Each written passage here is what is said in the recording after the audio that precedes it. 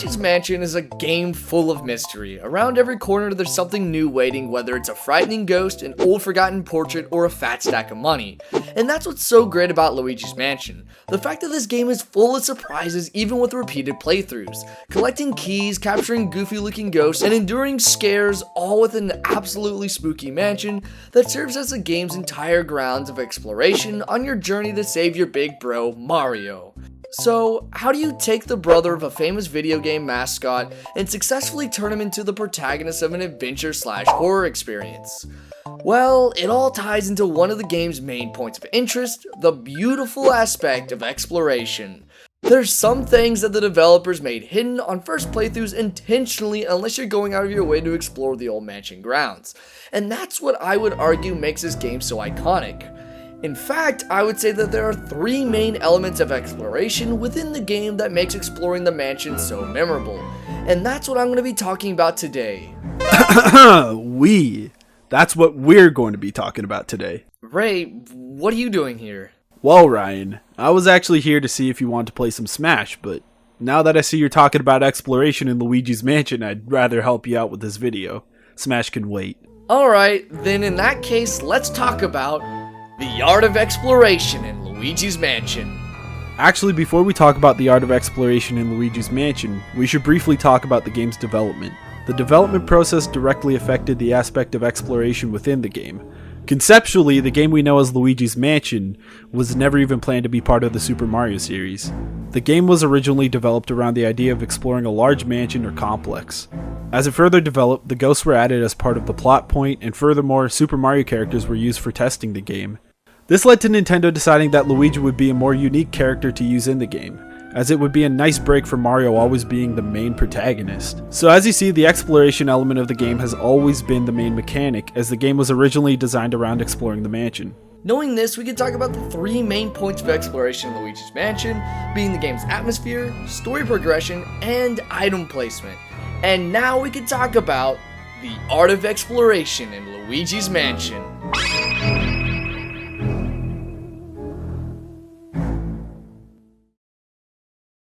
One of the biggest features about Luigi's Mansion that makes it stand out so much compared to a lot of other Nintendo games is its dark atmosphere. It's a haunted mansion, so of course it's supposed to have eerie vibes. But how does this affect exploration in Luigi's Mansion?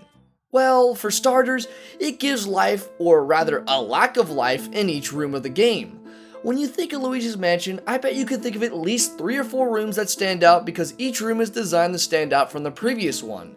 And because each room is special, it makes you more likely to want to find every room because how unique most of them are. On top of that, each room has hidden treasures in them, which can only be found by exploring every nook and cranny of each room. And that makes sense because it's a dark and creepy mansion that has previous possessions from its residents. Another thing that's really cool about Luigi's Mansion's atmosphere is the fact that the game's soundtrack helps create its feeling of being almost lost and wanting to learn your way around the mansion. For instance, the music when Luigi is in a dark hallway is a low and ominous track that makes the player want to find a way out of the hallway as soon as possible.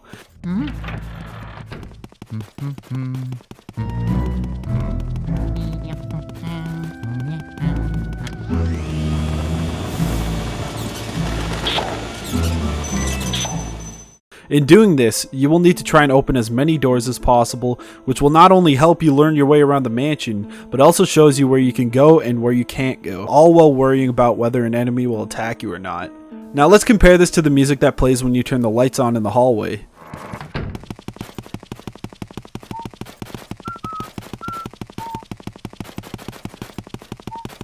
The music is now more cheerful and quiet, which makes you feel calmer, and you can now spend more time in the hallway learning your way around without having to worry about ghosts attacking you.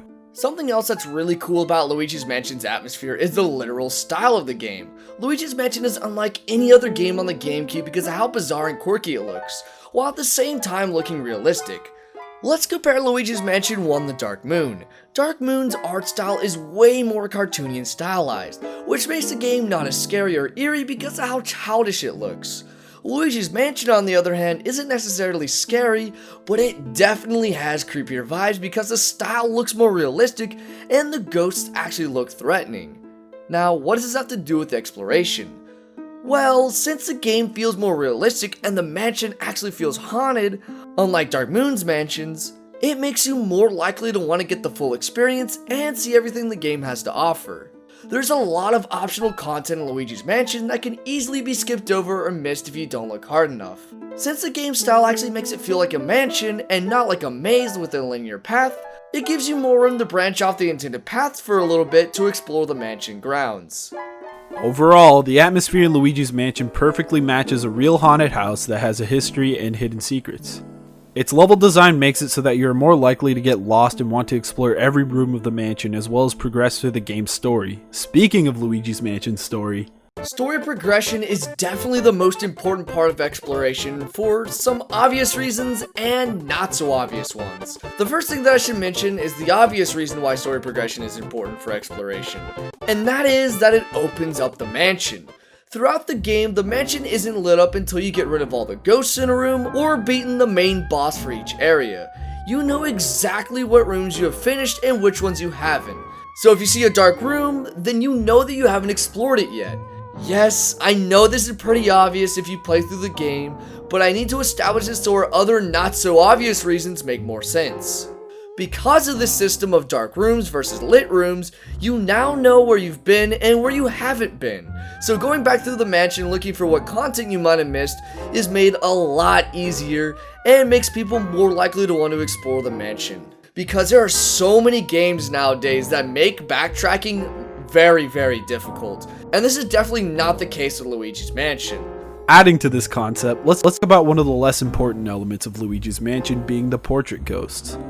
Now, these portrait ghosts serve not only as mini-bosses that block your progress, but they also serve to complete the story. If you don't know what I'm talking about, once you catch a portrait ghost, you will be able to view a brief description of that ghost's history. Now, if you play through the game without exploring around the mansion or just skipping over sections of the game like the optional Mr. Lugs fight, you can literally walk right past the dining room or the infamous Sue P that you can only find by discovering the hidden second treasure room, causing you to miss out on some of the game's story. What's cool about the portrait ghosts is the fact that you know exactly how many portrait ghosts there are right from the beginning of the game. If you're missing a portrait ghost, you'll know why due to the blank spot not only on the portrait ghost menu, but also in the gallery, which is a whole other topic.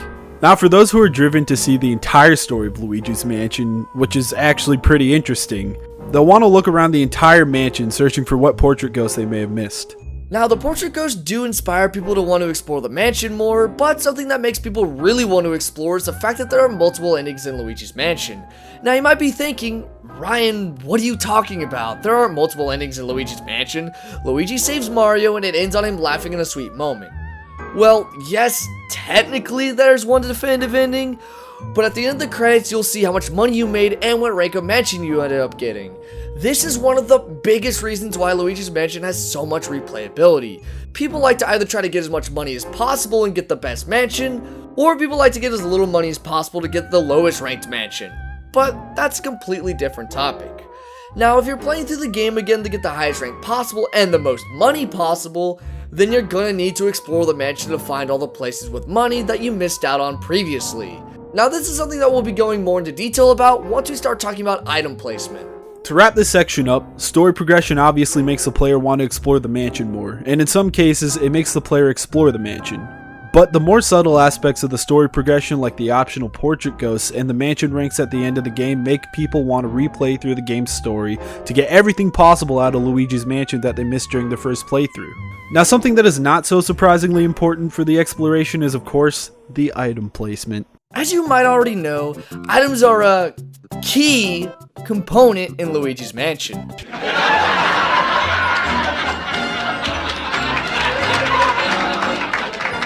No, literally, a majority of the items in Luigi's Mansion are keys.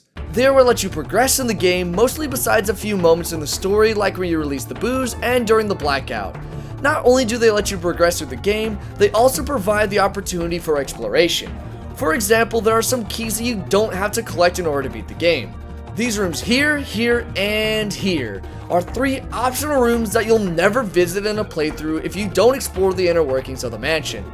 Exploring the rooftop will reveal one of the chimneys can be entered.